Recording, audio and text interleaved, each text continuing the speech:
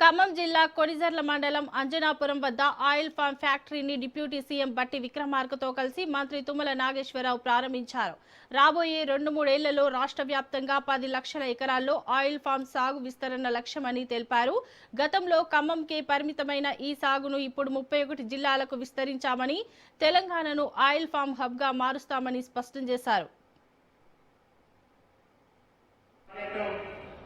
రాబోయే 2-3 సంవత్సరాల్లోనే సుమారు 10 లక్షల ఎకరాలు తెలంగాణలో కావాలని, ప్రతి ఉమ్మడి జిల్లాలో కనీసం 1,00,000 ఎకరాలకి ఈ పంటను తీసుకెళ్లాలని, ఇది ఇంకా 70 లక్షల ఎకరాలు వేస్తే గాని మనం స్వయం సమృద్ధిగా ఎప్పటికీ 70 లక్షల కోట్లు మనం బయట దేశాల నుంచి ఇంపోర్ట్ చేసుకుంటున్నాం.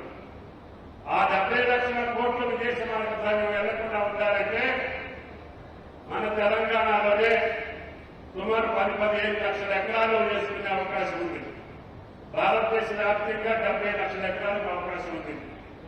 కాబట్టి ఇప్పటికీ 15 లక్షల ఎకరాలు మాత్రమే భారతదేశంలో సాగు అవుతుంది. అందులో 90%, 95% తెలుగు రాష్ట్రాల్లోనే అవుతుంది. ఈ పామాయిల్ కల్టివేషన్ ద్వారా నాకు పెద్ద ఎత్తున రాబడి వచ్చింది.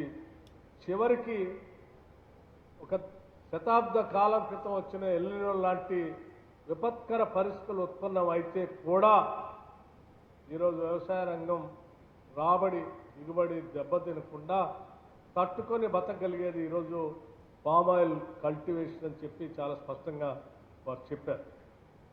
ఈ పామాయిల్ కల్టివేషన్ ద్వారా రైతాంగ సోదరులకి రాష్ట్ర ప్రభుత్వం నుంచి కావలసినటువంటి ఎకరానికి దాదాపు 45 నుంచి 46 వేల రూపాయల వరకు సబ్సిడీ కూడా ఇచ్చే కార్యక్రమాలు చేస్తూ ఉన్నాం.